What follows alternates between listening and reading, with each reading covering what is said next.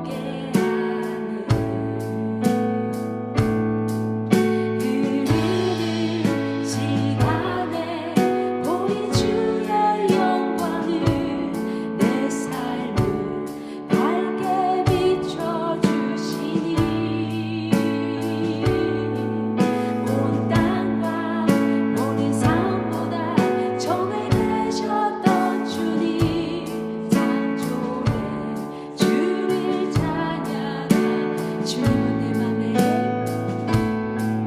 주님은 내 맘에 아픔 알아주시니 지난 밤 눈물 지워주시고 아침에 고단한 어린 물들과 같이 내 맘을 새롭게 하는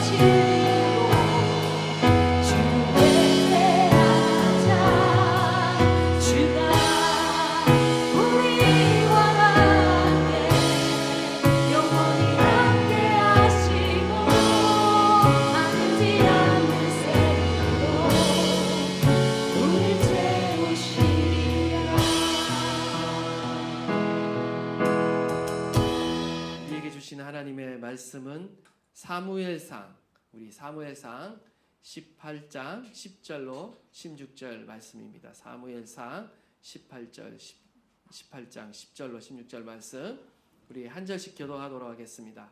그 이튿날 하나님께서 부르시는 악령이 사울에게 힘있게 내림에 그가 집 안에서 정신없이 떠들어대므로 다윗이 평일과 같이 손으로 수금을 타는데 그때에 사울의 손에 창이 있는지라. 그가 스스로 이르기를 내가 다윗의 벽에 박으리라 하고 사울이 그 창을 던졌으나 다윗이 그의 앞에서 2번 피하였더라. 여호와께서 사울을 떠나 다윗과 함께 계심으로 사울이 그를 두려워한지라. 그러므로 사울이 그를 자기 곁에서 떠나게 하고 그를 총무장으로 삼음해 그가 백성 앞에 출입하며 다윗이 그의 모든 일을 지혜롭게 행하니라. 여호와께서 그와 함께 계시니라. 사울은 다윗이 크게 지혜롭게 행함을 보고 그를 두려워하였으나 다 함께 읽겠습니다. 온 이스라엘과 유다는 다윗을 사랑하였으니 그가 자기들 앞에 출입하기 때문이었더라. 아멘. 예, 오늘 본문은 사울이 점점 더 이렇게 다윗을 시기하는 가운데 결국 다윗을 죽이려는 시도를 하는 최초의 사건이 벌어진 장면입니다.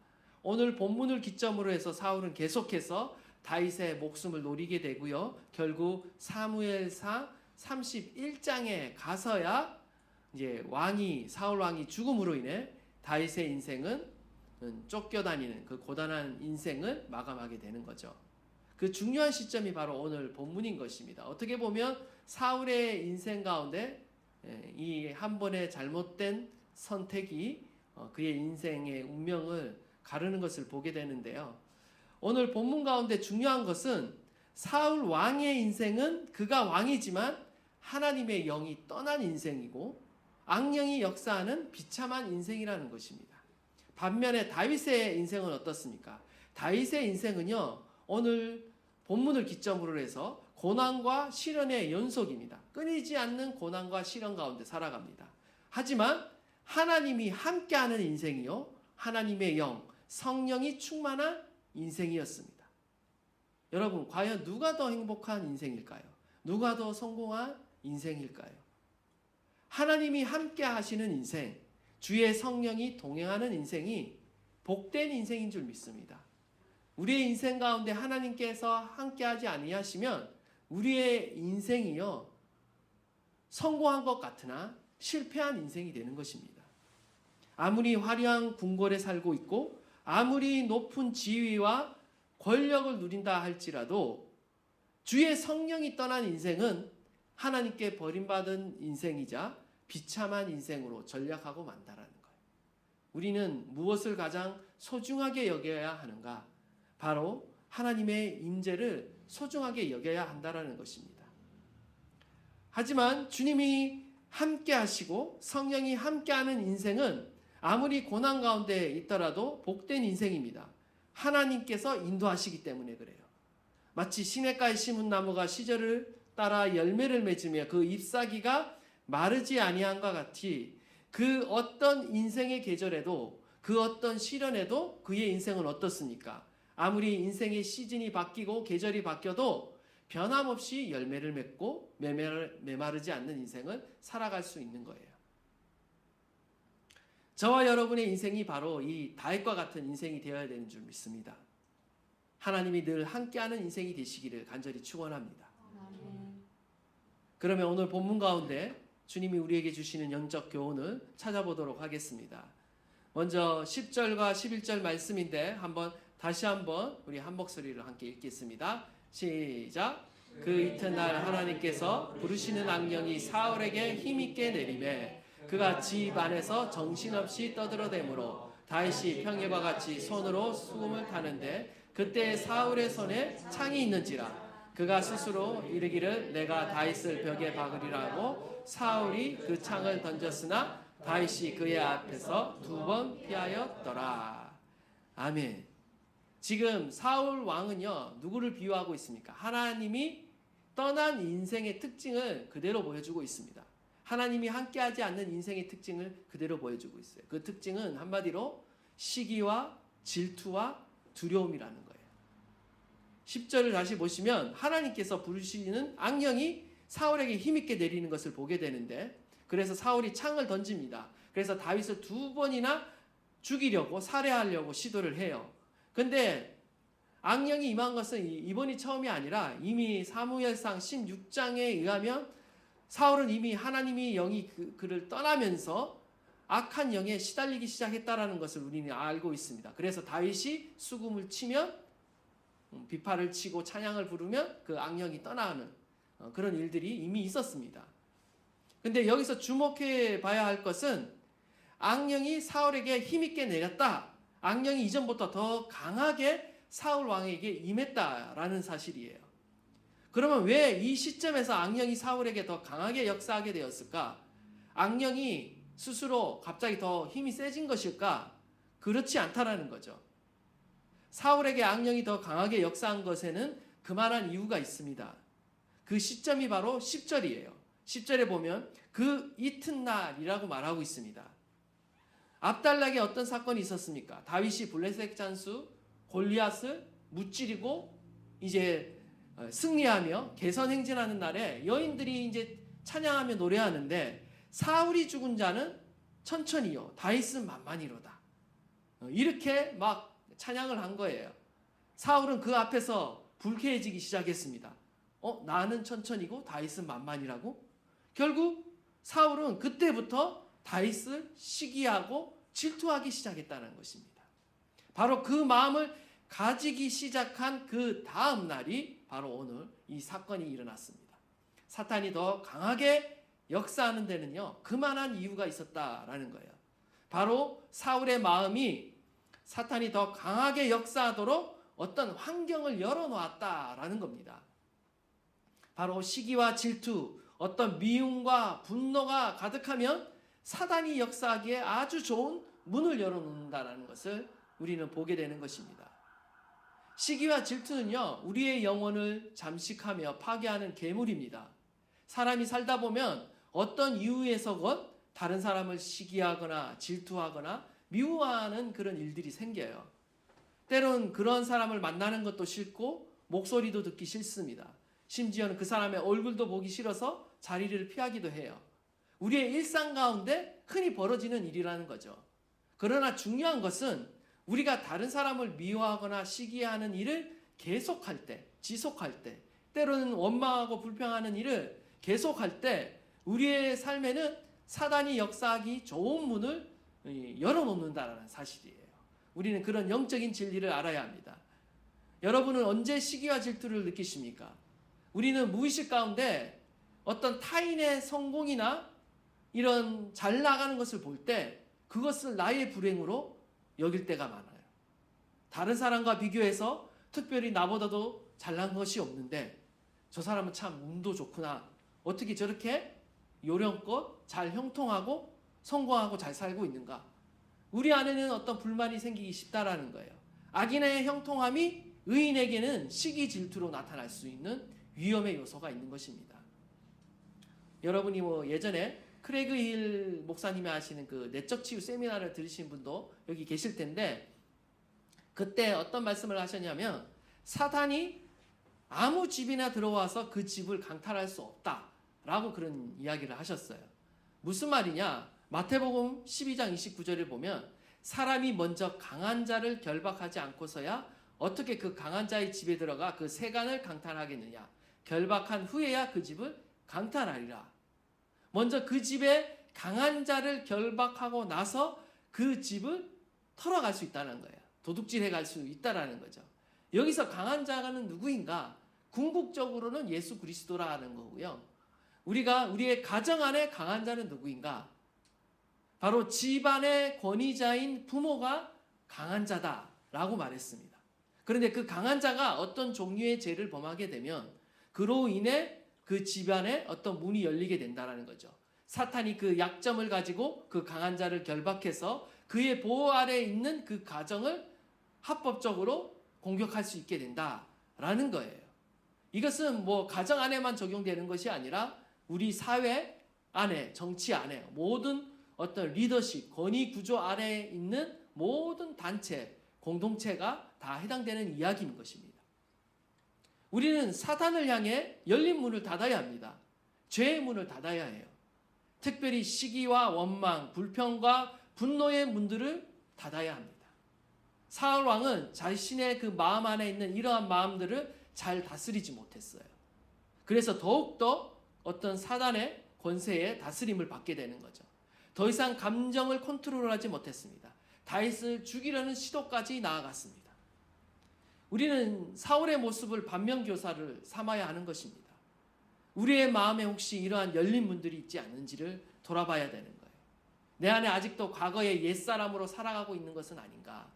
우리는 스스로 우리의 마음을 돌아보고 성찰해야 된다는 것입니다. 다른 사람을 시기하는 마음, 질투하는 마음이 내 안에 있지 않는가? 혹시 다른 사람을 미워하고 증오하는 마음이 내 안에 있지 않는가? 내 안에 분노와 원망이 있지는 않는가? 점점 마귀로 틈을 타게 하고 있는 것은 아닌가? 우리는 돌아봐야 한다는 것이죠. 에베소서 4장 26절에 의하면 분을 내어도 죄를 짓지 말며 해가 지도록 분을 품지 말고 마귀로 틈을 타지 못하게 하라. 중요한 것은요, 이러한 감정이 누구나 있을 수 있어요. 인간적으로 다 가질 수 있어요. 중요한 것은 오래 품고 있다라는 게 문제인 거예요. 이것을 빨리 해결하지 못하고 오래 품고 있다라는 게 문제라는 거죠. 오래 품으면 틈이 열리는 것입니다. 여러분, 감정의 배후에, 이러한 감정의 배후에는 결코 성령께서 계시지 않습니다. 이러한 감정은 성령께서 주시는 마음이 아니에요.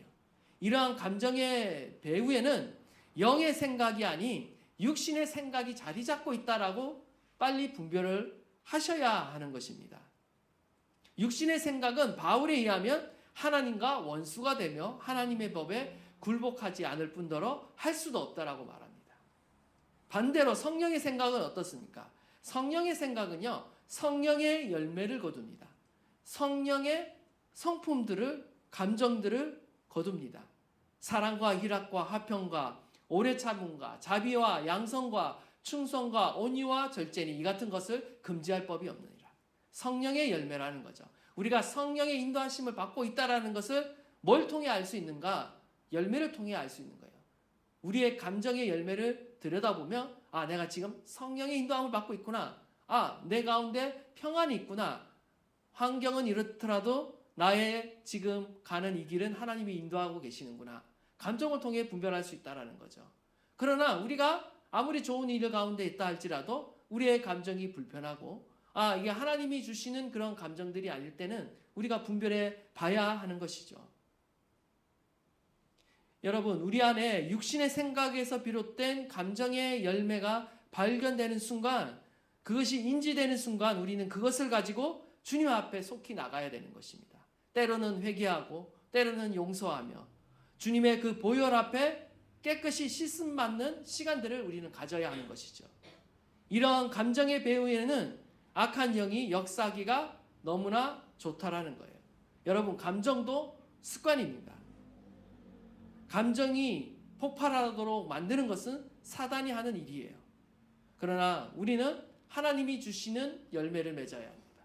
인내의 열매를 맺어야 되고요. 오래 참음의 열매를 맺어야 되고요. 온유의 열매를 맺어야 되고요. 사랑의 열매를 맺어가야 하는 것입니다.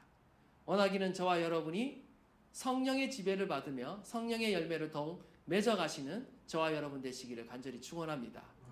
성령님을 구하십시오. 성령님께서 우리의 삶 안에 역사하시는데 나의 감정의 영역 안에, 성품의 영역 안에 지속적으로 하나님 역사하셔서 나의 마음을 다스려 주시고 나의 성품을 다스려 달라고 우리는 계속해서 기도해야 하는 것입니다.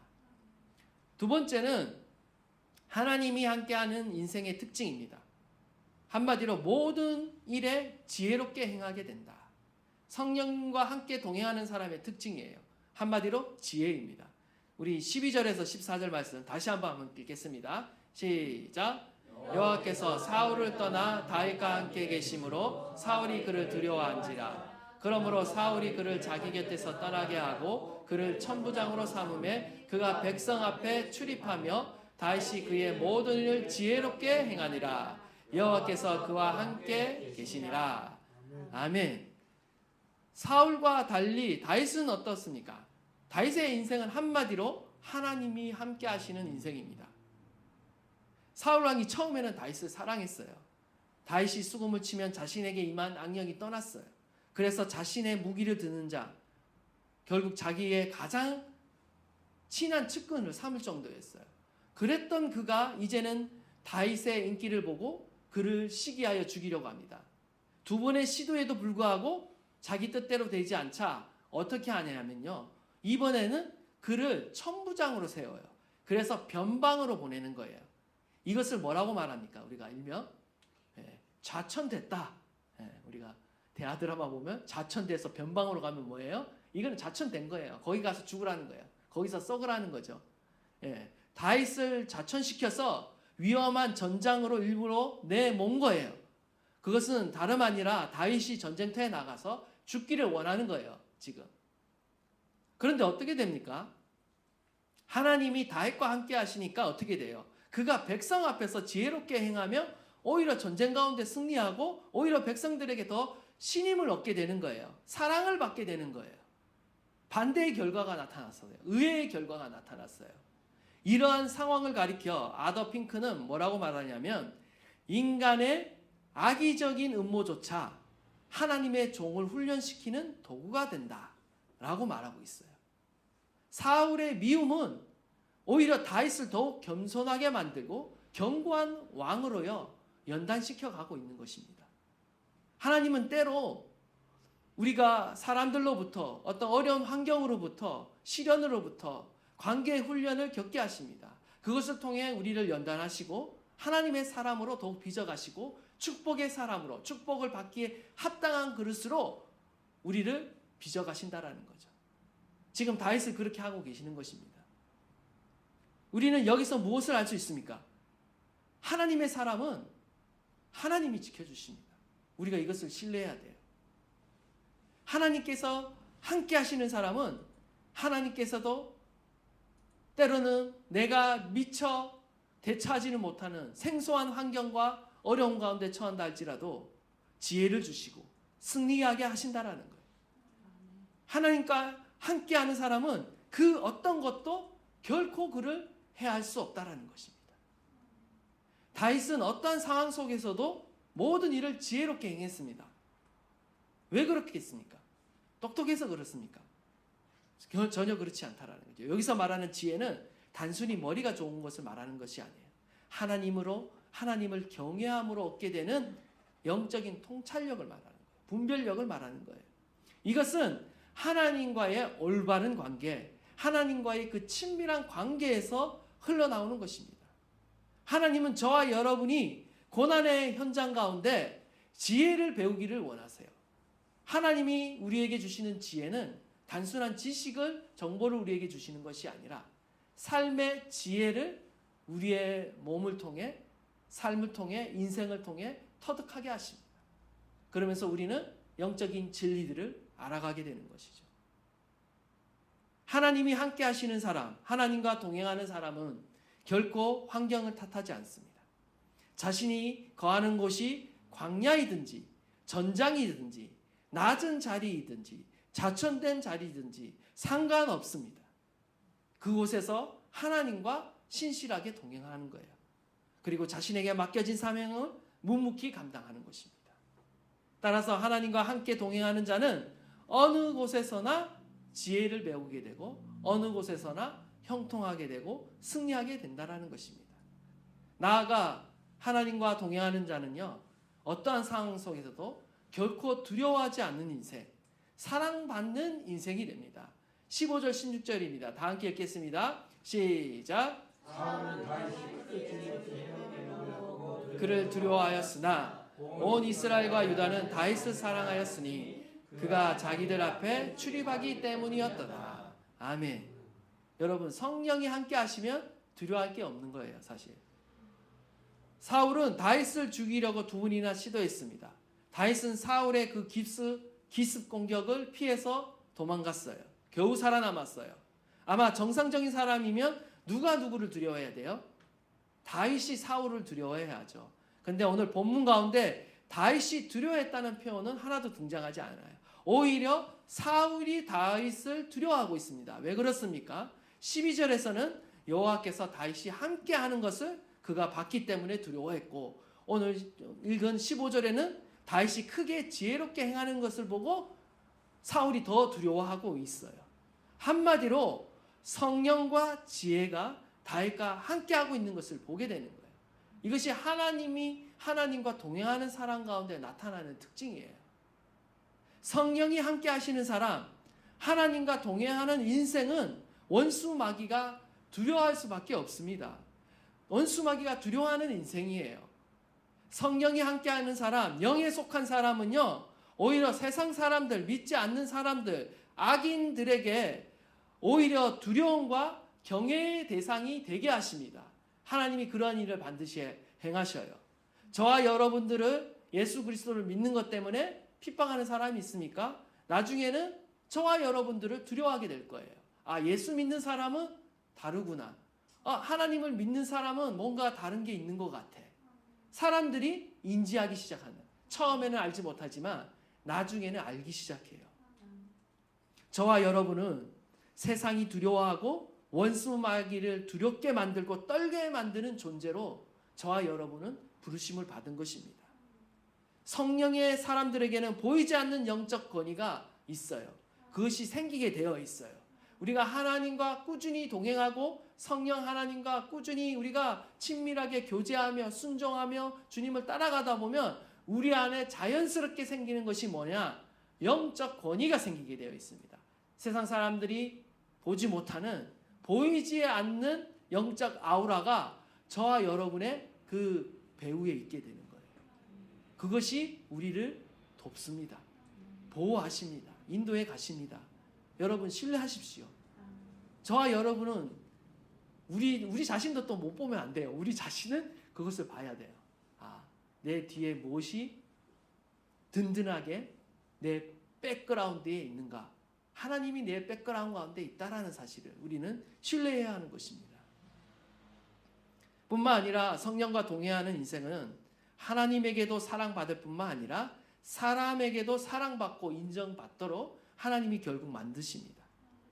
다윗의 인생은요, 지금 변방으로, 전장으로, 죽음의 위협이 가득한 현장으로 내밀렸습니다. 그러나 그는 그곳에서 더욱더 하나님이 함께 하심을 경험하고 있어요.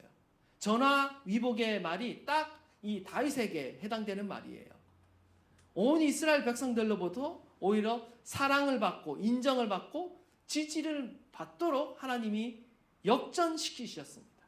마치 요셉과 같아요.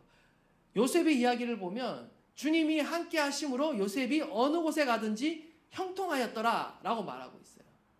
요셉의 인생이 계속 나락으로 떨어집니다. 감옥으로 떨어지고요. 결국 팔려가고 감옥으로 떨어지고, 그러나 그의 인생이 하나님이 함께 하시니까 일순간에 총리의 자리에 오르는 것처럼 우리의 인생은 하나님이 함께 하셔야 됩니다. 지금 형통하는 것 같더라도 하나님과 무관하게 살아가는 인생은 결국 그 인생 가운데 진정한 승리를 맛보지 못하는 것이죠.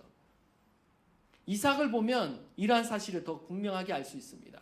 이삭은 가나안 땅에서 우물을 팔 때마다 그랄 사람들과 분쟁을 겪습니다. 그런데 이삭은 어떤 사람이에요? 온유한 사람이에요. 우물들을 이렇게 파고 분쟁이 일어날 때마다 어떻게 합니까? 억울하지만 맞서 싸우지 않아요. 그래서 막 양보합니다. 어떻게 보면 약간 비굴하게 보여요. 오늘날로 말하면 좀 저래서는 안 될 것 같은 바보 같은 사람이에요. 근데 이삭이 계속 양보를 하고 다른 장소로 이동했어요. 그러나 양보하고 가는 곳마다 어떻게 됩니까? 또 우물이 나와요. 근데 이것은 기적이에요. 그 당시 물이 터져 나오는 우물을 판다라는 것은 확률상 거의 불가능에 가깝습니다. 근데 가는 곳마다 피해서 갔는데 또 우물이 나오고 또 피해서 갔는데 또 우물이 나온다는 것은 기적에 가까운 일이에요. 끝내 그라왈 아비멜렉이 이삭을 찾아와요. 그리고 어떻게 합니까? 평화조약을 맺습니다. 어떻게 이런 일이 일어났습니까? 창세기 26장 28절에 보면 그들이 이르되 여호와께서 너와 함께 계심을 우리가 분명히 보았다. 하나님이 함께 계심을 지금 누가 보고 있습니까? 원수들이 깨닫고 보고 있는 거예요. 그래 두려워와서 평화조약을 맺자고 지금 얘기하고 있는 것이죠. 우리의 인생도 이와 같아야 합니다. 다윗과 같고 인생 이삭과도 같은 인생이 되어야 돼요. 그들은 직접 싸우지 않았습니다. 직접 분노하지 않았어요. 그들은 직접 원수를 갚지 않았습니다. 오히려 용서하고 양보하고 온유하게 대처했어요. 근데 다윗은 하나님의 기름 부음 받은 그 사울을 직접 복수하지 않았습니다. 계속해서 용서하는 장면이, 여러분이 사무엘 상하를 다 읽어보시면 아시겠지만 끝까지 사울을 죽일 수 있고 복수할 수 있는 그 기회가 찾아왔음에도 불구하고 계속 용서하는 장면을 보게 되는 거예요. 사울의 손에는요, 사람을 죽이려는 단창이 들려 있었습니다. 반대로 다윗의 손에는요, 하나님을 찬양하고 사람을 치유하는 수금이 들려져 있었습니다. 그리고 맡겨진 양떼를 지키는 지팡이가 들려 있었습니다. 이것은 무엇을 말합니까? 비유인 거예요.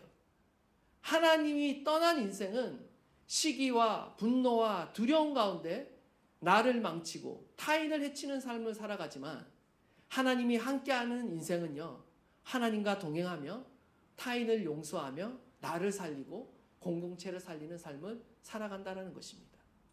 원하기는 저와 여러분이 사울처럼 늘 비교의 늪에 빠져서 창을 던지는 인생이 아니라 다윗처럼 어떤 상황 속에서도 하나님과 동행하며 지혜롭게 행하며 많은 사람들을 구원의 길로 인도하는 복된 인생을 살아가시는 저와 여러분 되시기를 간절히 축원합니다. 하나님이 저와 여러분과 함께하고 계십니다. 그분을 신뢰하심으로 우리가 더욱더 그분과 동행해야 될 줄 믿습니다. 저와 여러분은 복된 인생을 살아갈 수밖에 없어요. 예수 그리스도로 말미암아 성령의 임재가 우리와 영원토록 함께하고 계시는 줄 믿습니다.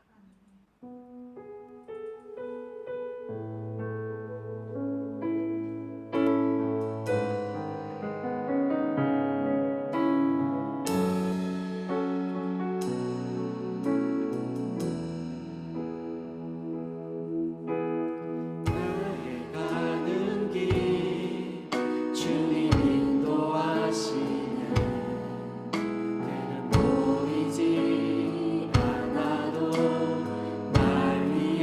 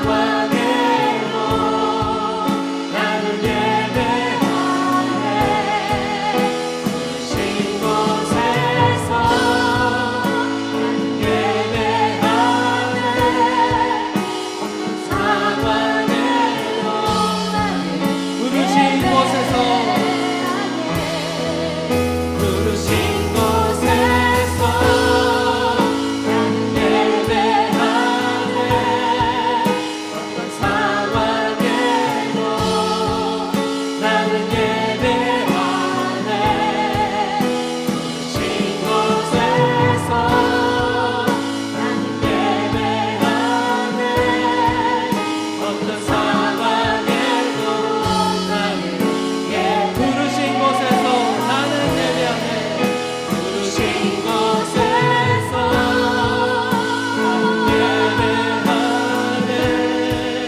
어떤 상황에도 나는 예배하네. 부르신 곳에서 나는 예배하네. 어떤 상황에도 나는 예배하네.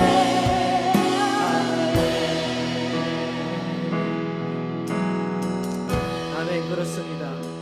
이 찬양의 고백이 저와 여러분의 고백인 줄 믿습니다. 하나님이 우리와 함께하고 계십니다. 우리와 함께 동행하고 계십니다. 그러기에 우리는 그 어느 곳에 가서든 그 어떤 상황에 처하든 우리는 하나님께 예배하며 감사하는 삶을 살아갈 수 있는 것입니다. 하나님, 다윗과 같은 인생, 이삭과 같은 인생이 되게 하여 주십시오. 하나님이 함께하는 인생이 되게 하십시오. 그로 인해 복된 인생이 되게 하십시오. 하나님, 언제나 다윗과 함께 하심으로 그가 가는 모든 길을 형통케 하시고 그로 인해서 늘 언제나 주님의 말씀 가운데 순종하게 하시고 또한 나아가 다른 사람을 용서하며 용납하며 그곳이 광야이든 전장이든 그 어느 곳에 있든지 주님께 순복하며 주님을 사랑하는 존재로 또한 다른 사람을 사랑하고 섬기는 존재로 그의 인생이 살아갔듯이 우리의 인생도 그와 같게 하여 주십시오. 주님과 동행하는 복된 인생이 되게 하여 주십시오. 우리 다 함께 한번 주여 부르짖고 통성으로 기도합니다. 주여. 주님, 그렇습니다. 우리의 인생 가운데 함께 하시는 주님 임마누엘의 하나님이 우리와 함께 하십니다. 하나님, 우리가 어느 곳에 가든지 그곳이 주님을 예배하며 주님을 찬양하며 주님께 감사하는 그러한 인생이 되어질 것입니다. 주님과 함께하는 자는 그곳이 그 어떤 곳이든지 하나님 그 어떤 시련이든지 그 어떤 고난이든지 하나님 어떤 광야이든지 어떤 전장이든지 하나님 주님이 함께 하시고 보호하시고 승리케 하시며 하나님 우리 가운데 지혜를 허락하여 주시는 줄 믿습니다. 주님, 다윗과 같이 형통하게 하소서. 우리로 하여금 겸손히 하나님의 그 지혜를 배우게 하시고 하나님의 뜻을 배우게 하시고 하나님의 성품으로 하나님의 그 거룩한 성품으로 변화되는 저희들 되게 하소서. 주님의 그 축복을 담기에 하나님의 그 나라의 사명을 감당하기에 합당한 그릇으로 우리를 빚어가시며 하나님 일하시는 줄 믿습니다. 우리의 인생을 새롭게 하소서. 하나님 새롭게 하소서. 새 영을 부어주십시오. 주님과 더 하나님 동행하는 인생으로 우리의 인생을 삼아주십시오. 주님 역사하여 주십시오. 하나님 아버지 함께하여 주소서. 하나님 주님과 함께 동행하게 하십시오. 하나님의 그